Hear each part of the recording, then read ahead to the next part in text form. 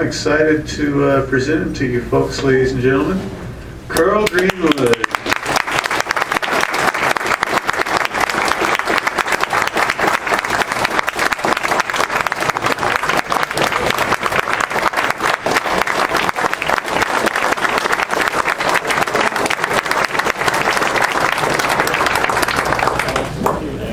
There you go. I'm not used to all this high-fangled equipment here.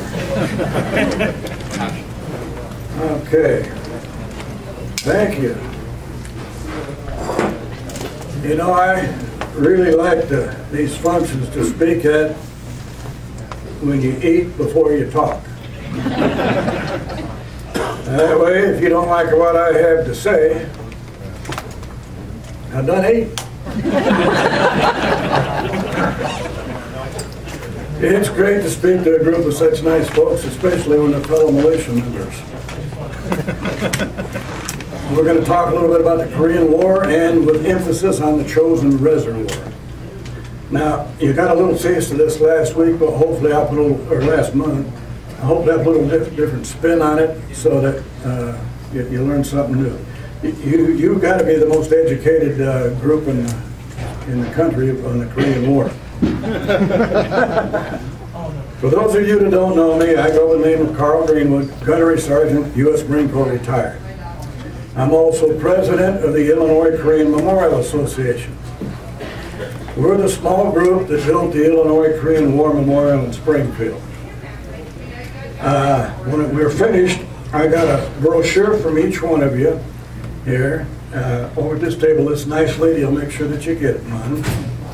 And I've also got 2 books for sale. Now I'll go through this quick as I can. The first book is the Korea the Forgotten War. Now this book comes with a tear-proof cover so the kids can't destroy it. Actual photographs of from the Department of Defense about the Korean War. Actual headlines from the State Journal Register, 1950. That's when the Journal Register cost 5 cents. Peace talks. Highlights in chronological order of every event that took place that was special. And we also had 8 Medal of Honor winners during the Korean War from Illinois alone. All their citations are in here and their names.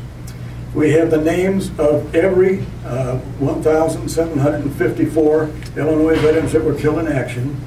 This booklet is a must for any teacher that wants to hold a class or any student that wants to do a paper. And this book, along with this other one here, they're only $5. 100% of the money goes back in the pot to mail more books to more schools and more libraries free of charge.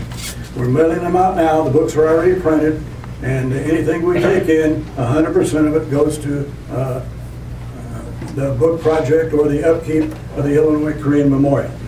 The other book is the one I've written, Once Upon a Lifetime.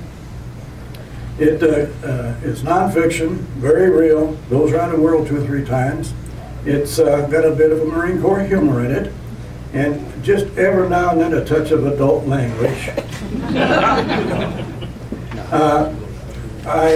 We heard the fellows talking about 22 rifles and so on. I had my first 22 rifle when I was 3 years old.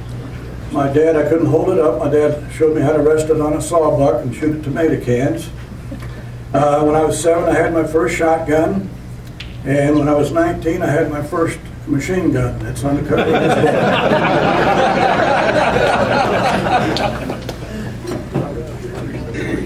Okay. Now, you might wonder why we're giving out these, why do we give these books out to schools and public libraries free? Well, as president of the Illinois Korean Memorial Association, I have a card. It's like a business card. Most anybody else has got this. Oh, and this one opens up, and there is more information on the Korean War on this card than there is in our school's history books. And that's why we do this.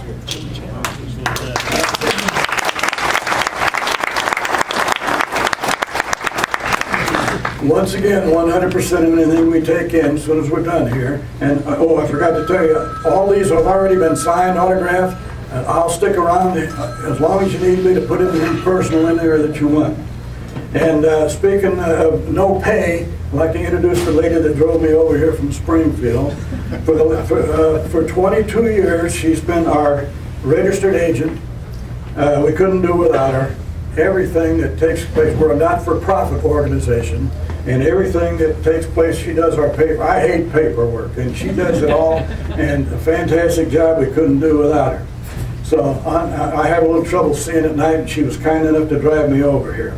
And I thanked her just before we got here that for driving me over. I really appreciate it, and because I don't see well at night. And it wasn't until then she told me that she can't see at night either. And I got to ride back. But anyway.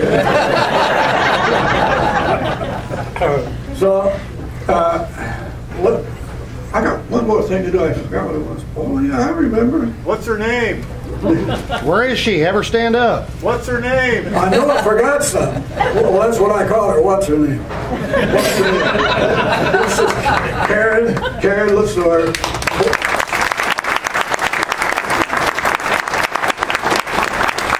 22 years at no pay, but I told her next year I'm going to double her salary.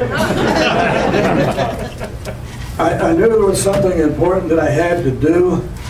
Here it is. I didn't forget. I knew this. John Bach, where are you at?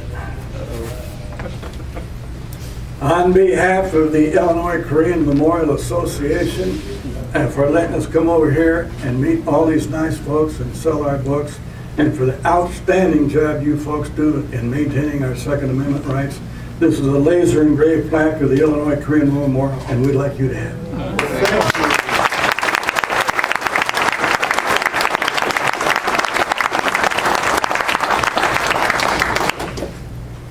Now, let's fight the Korean War.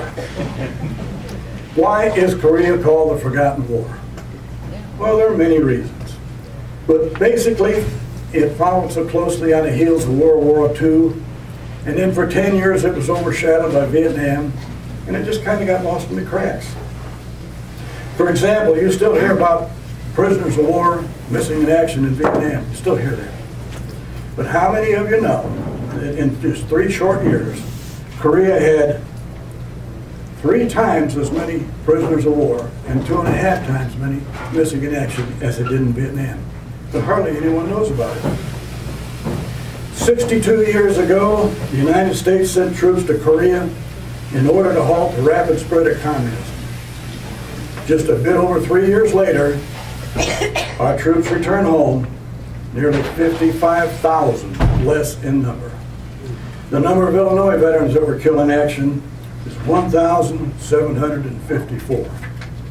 On June the 25th, 1950, the North Korean Army invaded South Korea. Now, the reason they picked that time of year is because traditionally the South Korean troops take annual leave to help with the crops. It was kind of like pitchforks against enemy tanks and artillery. The South Korean people didn't have a chance. The United States immediately dispatched troops from nearby Japan, Okinawa, or anywhere they could find them to fight a delaying action until a full-scale landing could be made. Well, they, along with the South Korean Army, slowly retreated to the south to Pusan. This was known as the Pusan Perimeter. Now, somewhere I got a little marker here. Now, some of you are not going to be able to see this, but I want to familiarize you with the map of Korea. This is the 38th parallel. That divides the 2 countries, North Korea and South Korea. North Korea is Wonsan, the Chosin Reservoir, the Yalu River, Manchuria. North Korea is separated from Manchuria by the Yalu River. Now, there's a little bridge there. We're going to talk about that in a minute. And Manchuria is close to Siberia. Now, Siberia doesn't have anything to do with the Korean War. I only put it there to tell you, or show you in the close proximity, that the coldest land temperature ever recorded, it's 90 degrees below zero with no wind chill factor. We're not talking about under the Arctic. Land temperature 90 below, and that's in Siberia. So I just wanted to put that there so you get an idea. Later on, we're going to talk about cold weather. And that little bridge there, I put that there for you. North Korea, Chosin Reservoir, 38 parallel divides into two countries. Seoul is the capital city of South Korea, and there's the Han River, there's Shandong, Po, and Incheon. Down in the south is Busan. That's where the Busan perimeter was. Yeah, these are the good guys, and these are bad guys. Now, a daring plan was put into place to land troops behind enemy lines. This would be the Incheon landing. Now, if you were to make a list of military don'ts, do-nots, and things not to do, Incheon would be the place. Incheon is surrounded by a 44-foot seawall. Incheon has a 32-foot tide rise and fall, second highest in the entire world, second only to the cliffs of Dover. Now the good news is the enemy didn't think anybody would be crazy enough to land there, and although they defended Incheon, but not heavily, it was defended. Now, full-scale landings always take place at dawn to allow time to establish the beachhead. However, at 5 p.m. on September the 15th, 1950, high tide took place, and only 12 feet of this 44-foot wall was exposed. Scaling ladders were used to overcome the remaining 12 feet. Okay. Incheon landing, September the 15th, 1950. There's that 44-foot seawall. Scaling ladders used to overcome the remaining 12 feet. First man over the top here, Lieutenant Lopez. Maldarino Lopez. He was killed right after that picture was taken. Well, that's the Incheon landing. Now, I mentioned that they defended it, but not heavily. Now, we had air support from our Corsair airplanes.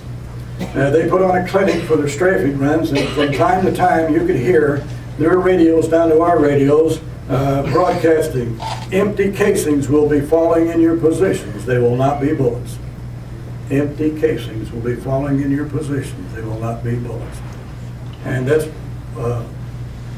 a lost art nowadays with the fast jet airplanes, but those blue Corsairs go right down in the foxhole after them. And in the back of this book, there's a real nice poem about the blue Corsairs, how they supported us. Now, that poem's worth the price of the book. And anyway, we crossed the Han River in Amtraks, and after 10 days, after the Incheon landing, we reached the outskirts of the capital city of Seoul. Now, we come upon a courtyard. This is embedded in my mind for 62 years, and it'll never leave. In this small courtyard, we come across a lot of civilians that were killed, bodies inside this courtyard, just before we got into the city of Seoul. And some of them were women and children. A half a dozen of them, and this is what sticks in my mind, a half a dozen of them or so were Korean ladies, South Korean ladies. They've got a little knack of putting their infant baby on their back, put a little blanket around it, tie a knot in the front, and kind of leaves their hands free to work in the garden or whatever. Kind of like a papoose, if you will. They were forced to kneel, and bayonets run through the baby first, and then the mother, killing both in one thrust of the bayonet.